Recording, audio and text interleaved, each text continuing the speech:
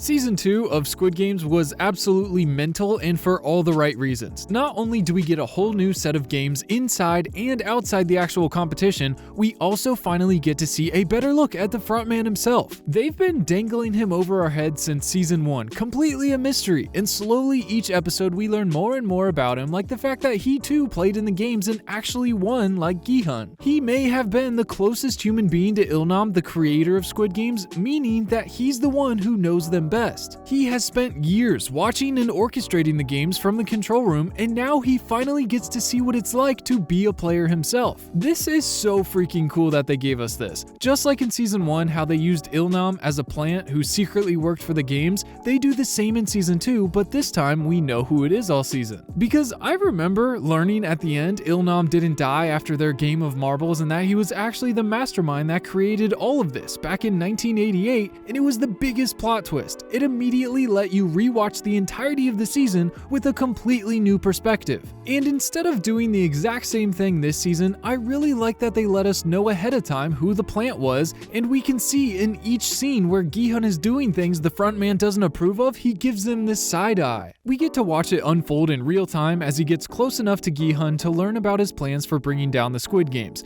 This lets the frontman guide Gi-hun's plans in a more suitable direction for the game, so he doesn't do anything too crazy. Or so we thought. It just seems like sometimes he hands Gi-hun the shovel himself and helps him dig a deeper hole he has to crawl out of. I couldn't help but wonder how much of this was just for show to stay close to Gi-hun, and how much of it was something he wanted to do, as if he is enslaved in some way to the games as well. Maybe he resents them just as much as Gi-hun, but in a different way. If his wife died while he was playing in the 2016 games, it didn't matter how much money he won from the games because no amount of money could bring his wife back from the dead. And maybe he resented the games for not being allowed to go see her while she was on her deathbed. Yeah, he might have accepted the invitation for her, but at what cost? This season, we literally see him gunning down his own workers as he helps Gi-hun pull off a really successful revolution from the inside. If just a couple more things had gone according to plan, I'm sure they would have reached the control room and the season would have ended with them in more of a place of power. But nope, for some reason Gi-hun gives his complete trust to the frontman. I mean, he's literally wearing the same number that Il-nam wore in Season 1.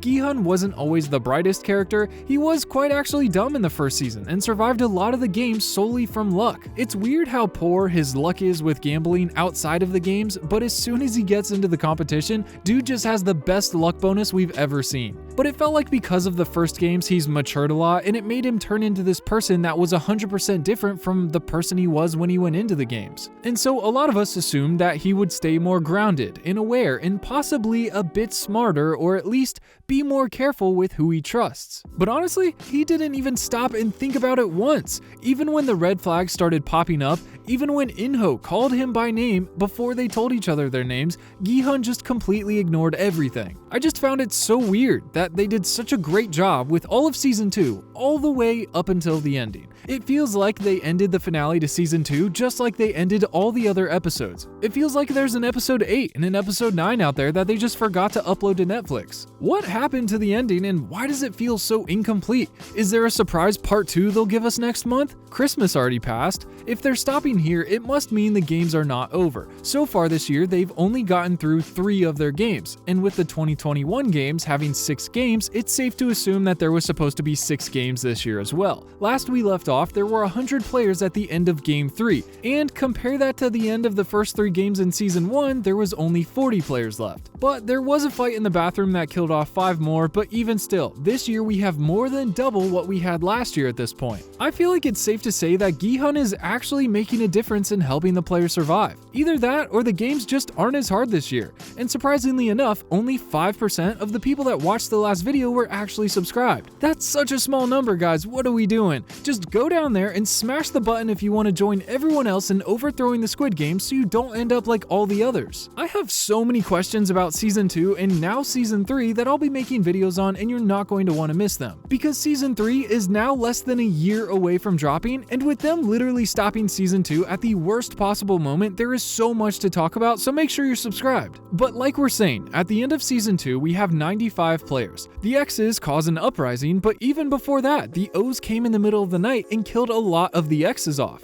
After the night of killing, there is 53 confirmed survivors left. Gi-hun grabs a group of 12 players and goes off to storm the capital, and out of the 12, they lose 9 of those. So at the very end of Season 2, there is 46 players still alive in the games, which is awfully close to what we had after Game 3 last season. But the thing is, before the night killings, there was 48 players that wanted to go home and take home the 35.6 billion won prize pool. At 356 million per person, that comes out to just almost 250,000 US dollars, which is a solid chunk of change. You're not rich, but your debts are paid off and you've got a nice amount left over. But since the night killing, a lot of the X's got killed off, and after the little rebellion, even more got killed off. This leaves the O's, or the people who want to keep playing, in the vast majority. I mean, there's a chance that they change their minds, they take another vote, and the majority of the now 46 players left would want to leave and go home. Because now they'd each get over 770 million won a person, which is over $500,000. Considering the prize doubled, you would think they'd be happy and leave while they're still alive. But the whole point of this season, the games, the mechanic, allowing the players to choose whether to leave or stay. The whole point of this is showing that some people are so greedy and care more about money than they do their chances of survival. That's what makes this show so entertaining. It's quite literally blinding them and making them do things that put their lives in jeopardy. Each vote, they always say just one more game.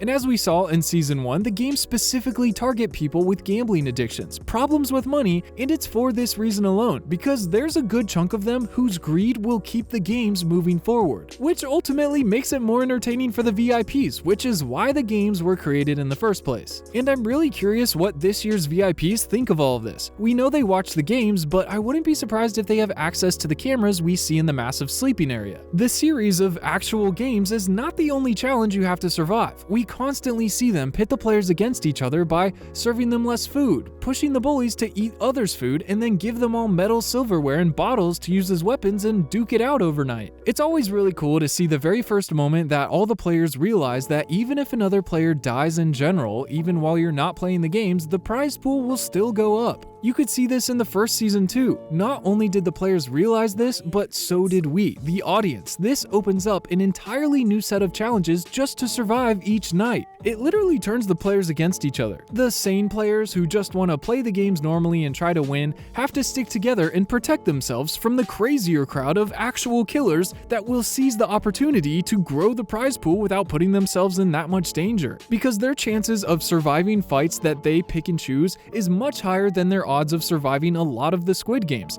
There's a surprising amount where you literally have a 50% chance of survival. The player base just gets cut in half, right down the middle. But now that the people who wanted to leave the games have largely been killed off, the majority left are all the gamblers and people crazed for money that want to keep playing to try to win that jackpot. And there's a good chance that they'll clean up the mess, put everyone back together, take another vote, and we'll have to continue this year's games. Because remember, they still have 3 more actual games planned out, and now we're back at almost the same number of players as we were at this point last season. They're right on track. All of this, the night killings, the bathroom fights, I mean, probably even the unexpected rebellion, is all for the entertainment of the VIPs and the others watching, like Ilnam, who are simply just bored with life. While the rebellion, I'm sure, was a setback, I think they're going to continue the games moving forward. Gi-hun now thinks that In-ho is dead and will resent the frontman even more, only to hopefully in Season 3 reveal that they are the same person. This is going to be such a rude awakening for Gi-hun, but it's going to make for such a cool plot twist, I can hardly wait.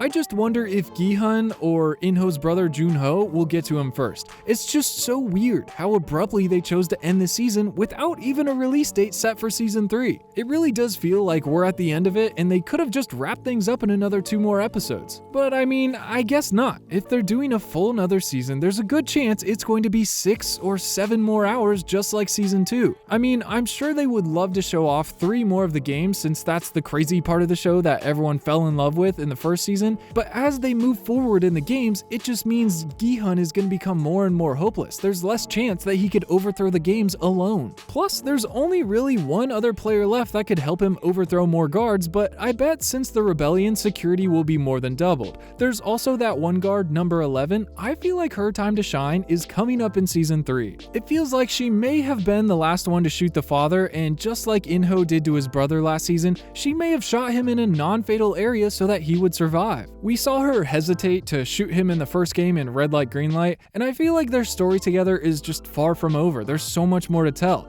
And if this guard wasn't her, then it definitely was one of the other guards who were intentionally nicking the players, keeping them alive so that they could sell their organs on the black market. And if that is the case, this is going to be the tipping point for her. When she catches them trying to take apart the father, it's going to be enough for her to turn on the guards and start causing problems from the inside, possibly creating enough of a problem to give Gi-hun and Hyunju an opportunity to hit the management where it really hurts. And up until now, Jun-ho's operation searching for the island has been a complete flop. He's probably on the other side of the ocean thanks to the secret agent fisherman. I really hope they figure out he's bad and working for the game sooner than later so they can actually start making progress. Unfortunately, he's definitely taken the backseat this season, and I'd really like to see him play a larger role in Season 3. Well, I mean Season 2 Part 2, whatever they're gonna call it. The biggest question is just what will come of the frontman? Through the next 3 games, will he show Gi-hun that humans are greedy and money-driven, and Gi-hun's just going to flip out and have an emotional breakdown at the end?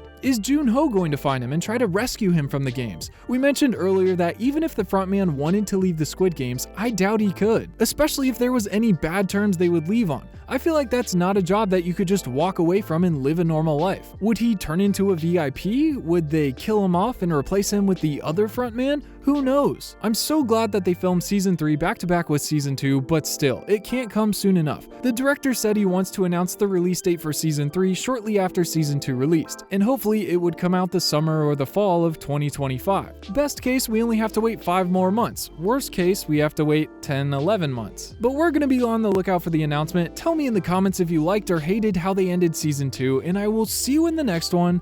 Peace.